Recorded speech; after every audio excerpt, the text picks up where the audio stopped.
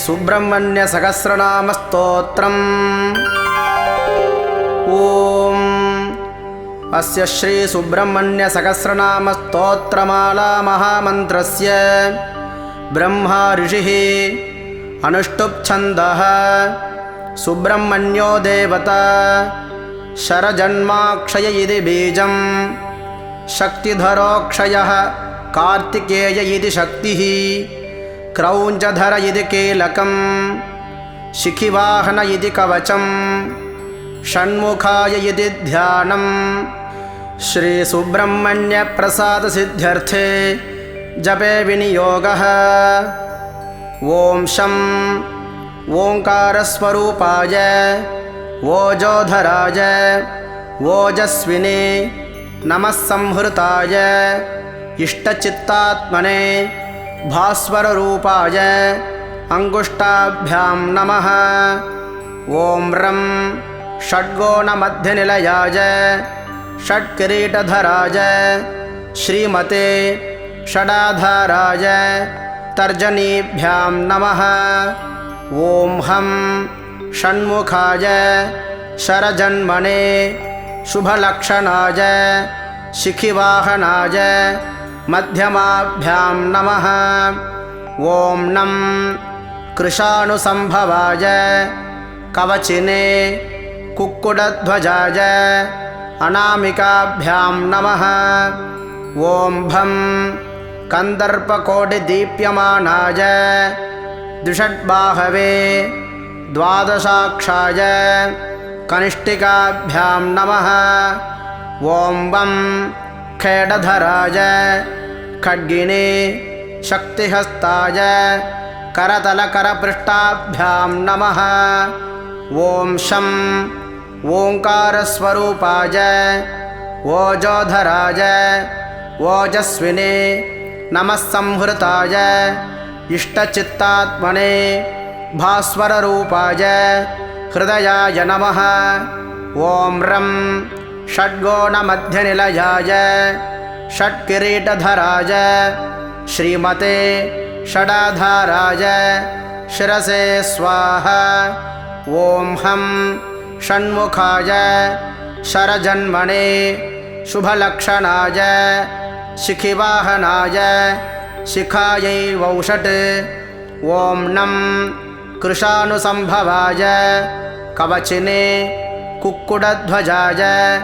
नेत्रत्रयाय वौषट्। ओम वं कोटिदीप्यमानाय द्विषड्बाहवे द्वादशाक्षाय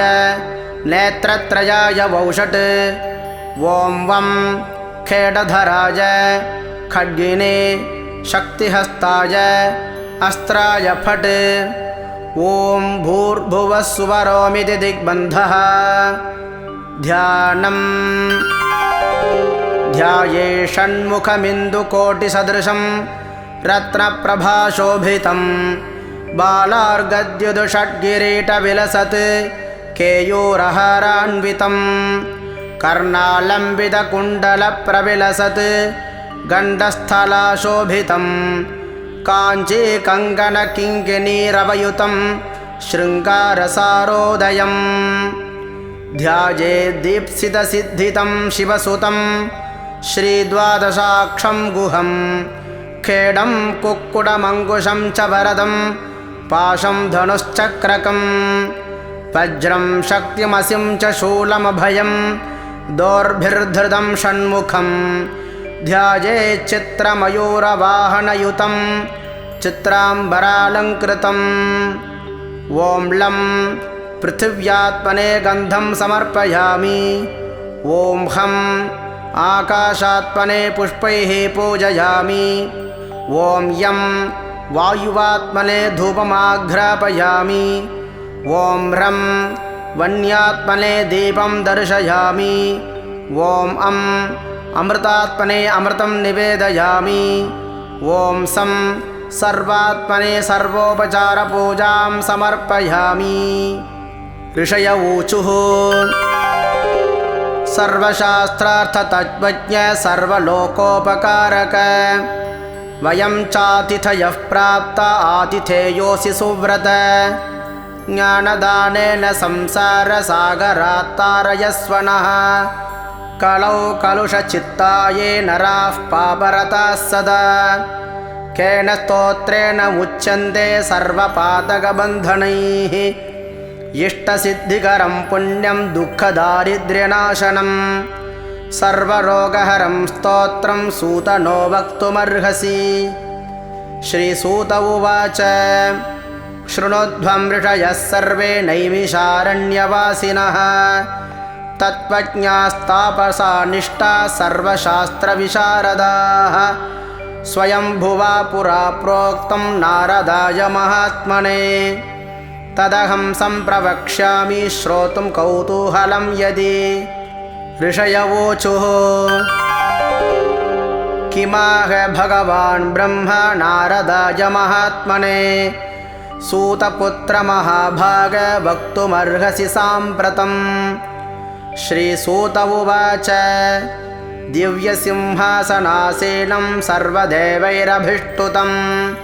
साष्टाङ्गं प्रणिपत्यैनं ब्रह्माणं भुवनेश्वरं नारदः सम्परिप्रच्छ कृताञ्जलिरुपस्थितः। नारद उवाच लोकनाथ सुरश्रेष्ठ सर्वज्ञकरुणाकर षण्मुखस्य परं स्तोत्रं पावनं पापनाशनं हे धातः पुत्रवात्सल्यात् तद्वद प्रणदाय मे उपदिष्ट्वा तु मामवरक्ष रक्ष कृपानिधे। ब्रह्मा उवाच शृणु वक्ष्यामि देवर्षेस्तव राजमिदं परं मातृकामालिका लक्तं ज्ञानमोक्षसुखप्रदं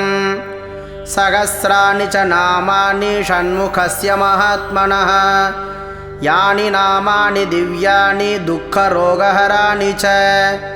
तानि नामानि वक्ष्यामि कृपया त्वयि नारद जपमात्रेण सिद्ध्यन्ति मनसा चिन्तितान्यपि इहामुत्र परं भोगं लभते नात्र संशयः इदं स्तोत्रं परं पुण्यं कोटियज्ञफलप्रदं सन्देहो नात्र कर्तव्यः शृणु मे निश्चितं वचः। अथ स्तोत्रम् ॐ अचिन्त्यशक्तिरनघस्त्वक्षोभ्यो ह्यपराजितः अनाथवत्सलो मोघस्त्वशोकोऽप्यजरो भयः अत्युदारोऽप्यघहरोऽप्यग्रगण्यो द्विजासुतः अनन्तमहिमापारोऽनन्तसौख्यप्रदो व्ययः अनन्तमोक्षदो नातिरप्रमेयोऽक्षरोच्युतः अकल्मषोऽभिरामोऽग्रवीर्यश्चामितविक्रमः अतुलस्त्वमृतो घोरस्त्वनन्तो नयविक्रमः अनाथनाथो ह्यमलो ह्यप्रमत्तोऽमरप्रभुः अरिन्दमोऽखिलाधारस्त्वनिमादिगुणाग्रणीः अचञ्चलोऽमरस्तुत्यो ह्यकलङ्कोऽमिताशनः अग्निभूरणवद्याङ्गो ह्यद्भुतोऽभीष्टदायकः अतीन्द्रियो ह्यमेयात्मा ह्यदृश्यो व्यक्तलक्षणः आपद्विनाशकस्त्वार्यश्चाड्यस्त्वागमसंस्तुतः आर्तसंरक्षणस्त्वाद्यस्त्वानन्दस्त्वार्यसेवितः आश्रितेष्टार्थभरदो ह्यानन्द्यार्थफलप्रदः आश्चर्यरूपस्त्वानन्द आपन्नार्तिविनाशनः इभवक्त्रानुजस्त्विष्टस्त्विभासुरहरात्मजः इतिहासश्रुतिस्तुत्य इन्द्रभोगफलप्रदः इष्टापूर्तिफलप्राप्तिरिष्टेष्टवरदायकः इहामुत्रेष्टफलदस्त्विष्टदस्त्विन्द्रवन्दितः ईडनीयस्त्वेषपुत्र ईप्सितार्थप्रदायकः ईतिभीतिहरश्चेड्य ईशनत्रयवर्जितः उदारकीर्तिरुद्योगी चोत्कृष्टोरुपराक्रमः उत्कृष्टाशक्तिरुत्साह उदारच्छोत्सवप्रियः उज्जृम्भश्चोद्भवश्चोग्रश्चोदग्रश्चोग्रलोचनः उन्मत्तश्चोष्णशमन उद्वेगघ्नोरगेश्वरः उरुप्रभावश्चोदीर्णश्चोमासूनुरुदारधीः ऊर्ध्वरेतः सूतस्तूर्ध्वगदिदस्तूर्विपालकः ऊर्जितस्तूर्ध्वगस्तूर्ध्व ऊर्ध्वलोकैकनायकः ऊर्जिवानूर्जितोदारस्तूर्जितोर्जितशासनः ऋषिदेवगणस्तुत्यो ऋणत्रयविमोचनः ऋजुरूपो ऋजुकरो ऋजुमार्गप्रदर्शकः ऋतम्बरो ह्युजप्रीतो ऋषभो ह्युत्थितो ऋचः लुलितोद्धारको लूतभवपाशप्रभञ्जनः येनाङ्गधरसत्पुत्रस्त्वेक येनौघनाशनः ऐश्वर्यदश्चैन्द्रभोगी चैदिदश्चैन्द्रवद्युतिः ओजस्वी चोषधीस्तानश्चोजो वांश्चोदनप्रियः औदासीनस्तौपमेय औग्रस्त्वौन्नत्यदायकः औदार्यस्तौषधाकारस्तौषद्धौषधधारकः अंशुमाल्यंशुमालाढ्य अम्बिकातनयोन्नयः अन्धकारिसुतोऽन्धस्त्वहारिण्यम्बुजलोचनः अस्तमायोमराधीशो ह्यस्पष्टोस्तोकपुण्यदः अस्तामित्रोस्तरूपश्चास्खलत्सुगदिदायकः कार्तिकेयः कामरूपः कुमारः क्रौञ्जधरणः कामदः कारणः काम्यः कमनीयः कृपाकरः काञ्चनाभः कान्तियुक्तः कामी कामप्रदः कविः कीर्तिकृत्कुक्कुटधरः कूटस्थः कुवलेक्षणः कुङ्कुमाङ्गः क्लमहरः कुशलः कुक्कुटध्वजः कृशानुसम्भवः क्रूरः क्रूरघ्नः कलितापहृत् कामरूपः कल्पतरुः कान्तः कामितदायकः कल्याणकृत्क्लेशनाशः कृपालुः करुणाकरः कलुषघ्नः क्रियाशक्तिः कठोरः कवचीकृतिः कोमलाङ्गः कुशप्रेतः कुत्सितघ्नः कलाधरः ख्यातः कैडधरः खड्गे खड्वाङ्गे खलनिग्रहः ख्यातिप्रदः खेचरेशः ख्यातेः खेचरस्तुदः खरतापहरस्वस्थः खेचरः खेचराश्रयः खण्डेन्दुमौलितनयः खेला खेचरपालकः खस्तनः खण्डितार्कश्च खेचरीजनपूजितः गाङ्गेयो गिरिजापुत्रो गणनाथानुजो गुहः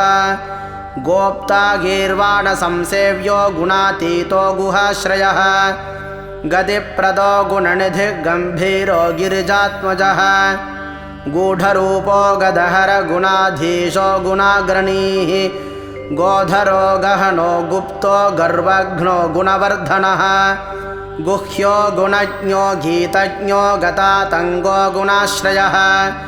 गद्यपद्यप्रियो गुण्यो गोस्तुतो गगनेचरः गणनीयचरित्रश्च गदग्लेशो गुणार्णवः घूर्णिताक्षो घृणनिधिः गणगम्भीरघोषणः घण्टानादप्रियो घोराघौघनाशो घनप्रियः घनानन्दो घर्महन्ता घृणिवान् घृष्टिपातकः घृणी घृणाकरो घोषो घौरदैत्यप्रहारकः घटितैश्वर्यसन्दोहो घनार्थी घनसङ्क्रमः चित्रकृत्रिवर्णश्च चञ्चलश्च फलद्युतिः चिन्मयच्चित्स्वरूपश्च चिदानन्दश्चिरन्तनः चित्रचैलश्चित्रस्थश्चन्दनीयश्चमत्कृतः चोरघ्नश्चतुरश्चारु चामीकरविभूषणः चन्द्रार्ककोटिसदृशश्चन्द्रमौलितनूद्भवः चातिताङ्गच्छद्महन्ता चेतिताखिलपातकः चेतीकृततमः क्लेशश्छत्रीकृतमहायशाः चातिताशेषसन्तापश्चारितामृतसागरः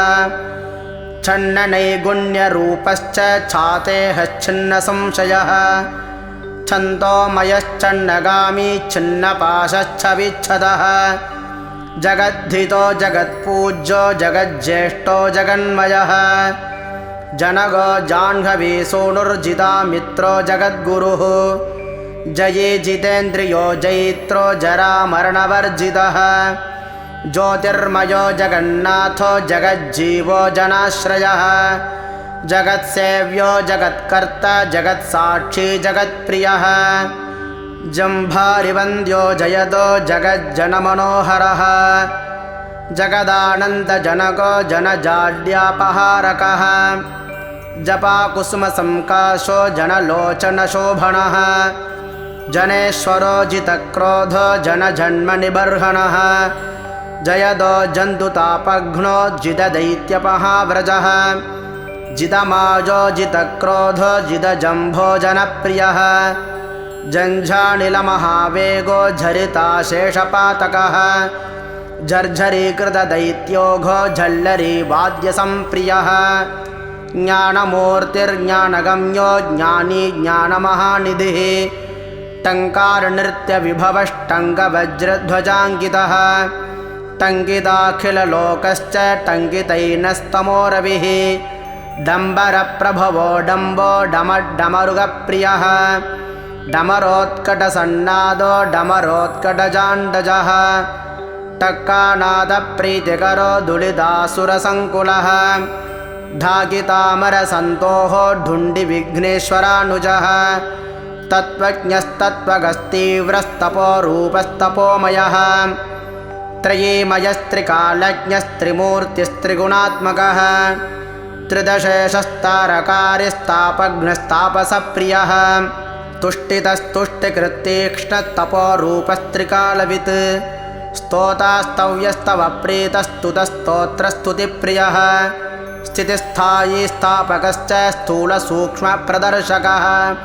स्थविष्टस्थविरस्थूलस्थानतस्थैर्यदस्थिरः दान्तोदयापरो दाता दुरितघ्नो दुरासदः दर्शनीयो दयासारो देवदेवो दयानिधिः दुराधर्षो दुर्विगाह्यो दक्षो दर्पणशोभितः दुर्धरो दानशीलश्च द्वादशाक्षो द्विषड्भुजः द्विषट्कर्णो द्विषर्बाहुर्दीनसन्तापनाशनः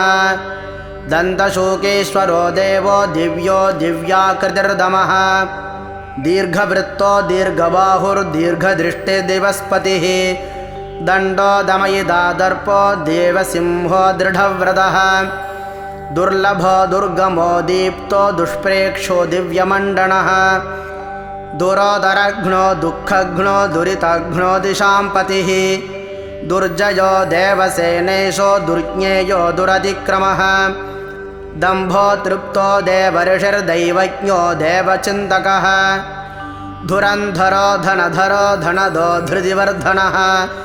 धर्मेशो धर्मशास्त्रज्ञो धन्वी धर्मपरायणः धनाध्यक्षो धनपतिर्धृतिमान् धृतिकिल्बिषः धर्महेतुर्धर्मशूरो धर्मगृद्धर्मविद्ध्रुवः धाता धीमान् धर्मचारी धन्यो धुर्यो धृतव्रतः नित्योत्सवो नित्यतृप्तो निर्लेपो निश्चलात्मकः निरवद्यो निराधारो निष्कलङ्को निरञ्जनः निर्ममो निरहङ्कारो निर्मोहो निरुपद्रवः नित्यानन्दो निरातङ्को निष्प्रपञ्चो निरामयः निरवद्यो निरीहश्च निर्द्वन्द्वो निर्मलात्मकः नित्यानन्दो निर्झरेशो निस्सङ्गो निगमस्तुतः निष्कलङ्को निरालम्बो निष्प्रत्यूहो निजोद्भवः नित्यो नियतकल्याणो निर्विकल्पो निराश्रयः नेता निधिर्नैकरूपो निराकारो नदीसुतः पुलिन्दकन्या रमणः पुरजित्परमप्रियः प्रत्यक्षमूर्तिः प्रत्यक्षः परेशः पूर्णपुण्यदः पुण्याकरः पुण्यरूपः पुण्यः पुण्यपरायणः पुण्योदयः परञ्ज्योतिः पुण्यकृत्पुण्यवर्धनः परानन्दः परतरः पुण्यकीर्तिः पुरातनः प्रसन्नरूपः पुण्येशः पन्नकपापनाशनः प्रणतार्तिहरः पूर्णः पार्वतीनन्दनः प्रभुः पूतात्मा पुरुषः प्राणः प्रभवः पुरुषोत्तमः प्रसन्नः परमस्पष्टः परः परिवृढः परः परमात्मा परब्रह्म परार्थः प्रियदर्शनः पवित्रः पुष्टितः पूर्तिपिङ्गलः पुष्टिवर्धनः पापहारी पाशधरप्रमत्तासुरशिक्षकः पावनः पावकः पूज्यः पूर्णानन्दपरात्परः पुष्कलः प्रवरः पूर्वपितृभक्तः पुरोगमः प्राणदः प्राणजनकः प्रतिष्ठः पावकोद्भवः परब्रह्मस्वरूपश्च परमैश्वर्यकारणः परार्थतः पुट्टिकरप्रकाशात्मा प्रतापवान् प्रज्ञापरः प्रकृष्टार्थः पृथुः पृथुपराक्रमः फणीश्वरः फणिवरः फणामणिविभूषणः फलदः फलहस्तश्च फुल्लाम्बुजविलोचनः पुटच्छमितपापौघः फणिराजविभूषणः बाहुलेयो ब्रह्मरूपो बलिष्ठो बलवान् बली ब्रह्मेश विष्णुरूपश्च बुद्धो बुद्धिमताम्बरः बालरूपो ब्रह्मगर्भो ब्रह्मचारी बुधप्रियः बहुश्रुतो बहुमतिर्ब्रह्मण्यो ब्राह्मणप्रियः बलप्रमथनो ब्रह्मा बहुरूपो बहुप्रदः बृहद्भानुतनोद्भूतो बृहत्सेनो बिलेशयः बहुबाहुर्बलश्रीमान् बहुदैत्यविनाशकः बिलद्वारान्तरालस्थो बृहच्छक्तिधनुर्धरः बालार्गद्युतिमान् बालो बृहद्वक्षो बृहत्तनुः भव्यो भोगीश्वरो भाव्यो भवनाशो भवप्रियः भक्तिगम्यो भयहरो भावज्ञो भक्तसुप्रियः भुक्तिमुक्तिप्रदो भोगी भगवान् भाग्यवर्धनः भ्राजिष्णुर्भावनो भर्ता भीमो भीमपराक्रमः भूतितो भूतिकृद्भोक्ता भूतात्मा भुवनेश्वरः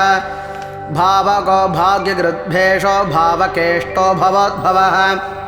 भवतापप्रशमनो भोगवान् भूतभावनः भोज्यप्रदो भ्रान्तिनाशो भानुमान् भुवनाश्रयः भूरिभोगप्रदो भद्रो भजनीयोऽभिषग्वरः महासेनो महोदारो महाशक्तिर्महाद्युतिः महाबुद्धिर्महावीर्यो महोत्साहो महाबलः महाभोगी महामायी मेधावी मेखली महान् मुनिस्तुतो महामान्यो महानन्दो महायशाः महोर्जितो माननिधिर्मनोरथफलप्रदः महोदयो महापुण्यो महाबलपराक्रमः मानदो मतिदो माली मुक्तामालविभूषणः मनोहरो महामुख्यो महर्धिर्मूर्तिमान् मुनिः महोत्तमो महोमायो मोक्षदो मङ्गलप्रदः मुदाकरो मुक्तिदाता महाभोगो महोरगः यशस्करो योगयोनिर्योगिष्ठो यमिनाम्बरः यशस्वी योगपुरुषो योग्यो योगनिधिर्यमी यतिसेव्यो योगयुक्तो योगविद्योगसिद्धितः यन्त्रो यन्त्री च यन्त्रज्ञो यन्त्रवान् यन्त्रवाहकः यातनारहितो योगी योगीशो योगिनाम्बरः रमणीयो रम्यरूपो रसज्ञो रसभावकः रञ्जनो रञ्जितो रागी रुचिरो रुद्रसम्भवः रणप्रियो रणोदारो रागद्वेषविनाशनः रत्नार्चिरुचिरो रम्यो रूपलावण्यविग्रहः रत्नाङ्गदधरो रत्नभूषणो रमणीयकः रुचिकृद्रोचमानश्च रञ्जितो रोगनाशनः राजीवाक्षो राजराजो रत्नमाल्यानुलेपनः ऋग्यजस्सामसंस्तुत्यो रजःसत्त्वगुणान्वितः रजनीशकलारम्यो रत्नकुण्डलमण्डितः रत्नसन्मौलिशोभाढ्यो रणन्मञ्जीरभूषणः लोकैकनाथो लोकेशो ललितो लोभनाशकः लोकरक्षो लोकशिक्षो लोकलोचनरञ्जितः लोकबन्धुर्लोकधाता लोकत्रयसमाहितः लोकचूडामणिर्लोकवन्द्यो लावण्यविग्रहः लोकाध्यक्षस्तु लीलावान् लोकोत्तरगुणान्वितः लोकबन्धुर्लोकनाथो लोकत्रयमहाहितः वरिष्ठो वरदो वैद्यो विशिष्टो विक्रमो विभुः विबुधाग्रचरो वश्यो विकल्पपरिवर्जितः विपाशो विगतातङ्गो विचित्राङ्गो विरोचनः विद्याधरो विशुद्धात्मा वेदांगो विबुधप्रियः पचस्करो व्यापकश्च विज्ञानी विनयान्वितः विद्वत्तमो विरोतिघ्नो वीरो विगतरागवान् वीतभावो विनीतात्मा वेदगर्भो वसुप्रदः विश्वदीप्तिर्विशालाक्षो विजितात्मा विभावनः वेदवेद्यो विधेयात्मा वीतदोषश्च वेदविद् विश्वकर्मा वेतभयो वागीशो वासवार्जितः वीरध्वंसो विश्वमूर्तिर्विश्वरूपो वराननः विशाखो विमलो वाग्मी विद्वान् वेदधरो वटुः वीरचूडामणिर्वीरो विद्येशो विबुधाश्रयः विजये विनये वेत्ता वरीयान् विरजो वसुः वीरघ्नो विज्वरो वेद्यो वेगवान् वीर्यवान् वशी वरशीलो वरगुणो विशोको वज्रधारकः शरजन्मा शक्तिधरः शत्रुघ्नशिखिवाहनः श्रीमान् शिष्टः शुचिः श्रुद्धः शाश्वत श्रुतिसागरः शरण्यः शुभदः शर्मा शिष्टेष्ठ शुभलक्षणः शान्तः शूलधरः श्रेष्ठः शुद्धात्मा शङ्करप्रियः शितिकण्ठात्मजः शूरः शान्तितः शोकनाशनः षाण्मातुरः षण्मुखश्च षड्गुणैश्वर्यसंयुतः षड्चक्रस्तषडूर्मिघ्नः षडङ्गश्रुतिपारगः षड्भावरहितः षट्कः षट्शास्त्रस्मृतिपारगः षड्वर्गदाता षड्ग्रीवः षडरिघ्नः षडाश्रयः षट्किरीटधरः श्रीमान् षडाधारश्च षट्क्रमः षट्कोणमध्यनिलयः षण्डत्वपरिहारकः सेनानी सुभगस्कन्दः सुरानन्दः सदां गतिः सुब्रह्मण्यः सुराध्यक्षः सर्वज्ञः सर्वदः सुखी सुलभः सिद्धिदः सौम्यः सिद्धेशः सिद्धिसाधनः सिद्धार्थः सिद्धिसङ्कल्पः सिद्धिसाधुसुरेश्वरः सुभुजः सर्वदृक्साक्षी सुप्रसादः सनातनः सुधापतिः स्वयं ज्योतिः स्वयंभूः सर्वतोमुखः सुमर्थः सत्कृतिः सूक्ष्मः सुघोषः सुखदः सुकृत् सुप्रसन्नः सुरश्रेष्ठः सुशीलः सत्त्वसायकः सम्भाव्यः सुमनः सेव्यः सकलागमपारकः सुव्यक्तः सच्चिदानन्दः सुवीरः सुजनाश्रयः सर्वलक्षणसम्पन्नः सत्यधर्मपरायणः सर्वदेवमयः सत्यः सदा मृष्टान्नदायकः सुधापि सुमनः सत्यः सर्वविघ्नविनाशनः सर्वदुःखप्रशमनः सुकुमारः सुलोचनः सुग्रीवः सुधृतिः सारः सुराराध्यः सुविक्रमः सुरारिघ्नः स्वर्णवर्णः सर्पराजः सदा शुचिः सप्तार्चिर्भूसुरवरः सर्वायुधविशारदः हस्तिचर्माम्बरसुतो हस्तिवाहनसेवितः हस्तचित्रायुधधरो हृताघो हसिताननः हेमभूषो हरिद्वर्णो हृष्टदो हृष्टिवर्धनः हेमाद्रिभिस्ध्वंसरूपो हुङ्कारो हतगिल्बिषः हिमाद्रिजाता तनुजो हरिकेशो हिरण्मयः हृद्यो हृष्टो हरिसखो हंसो हंसः दीर्घविः हिरण्यवर्णो हितकृत् हर्षदो हेमभूषणः हरप्रियो हितकरो हतपापो हरोद्भवः क्षेमदः क्षेमकृत्क्षेम्यः क्षेत्रज्ञः क्षामवर्जितः क्षेत्रपालः क्षमाधारः क्षेमक्षेत्रः क्षमाकरः क्षुत्रघ्नः क्षान्तितः क्षेमः क्षितिभूषः क्षमाश्रयः क्षालितागः क्षितिधरः क्षीणसंरक्षणक्षमः क्षणभङ्गुरसन्नद्धघनशोभीकपर्दगः क्षितिभृन्नाथतनया मुखपङ्कजभास्करः क्षताहितः क्षरः क्षन्ता क्षतदोषक्षमानिधिः क्षपिताखिलसन्तापः क्षपानाथः समाननः इति नाम्नां सहस्राणि षण्मुखस्य च नारद यः पठे शृणुयाद्वापि भक्तियुक्तेन चेतसा स सद्यो मुच्यते पापैर्मनोवाक्काय सम्भवैः आयुर्वृद्धिकरं पुंसां स्थैर्यवीर्यविवर्धनम्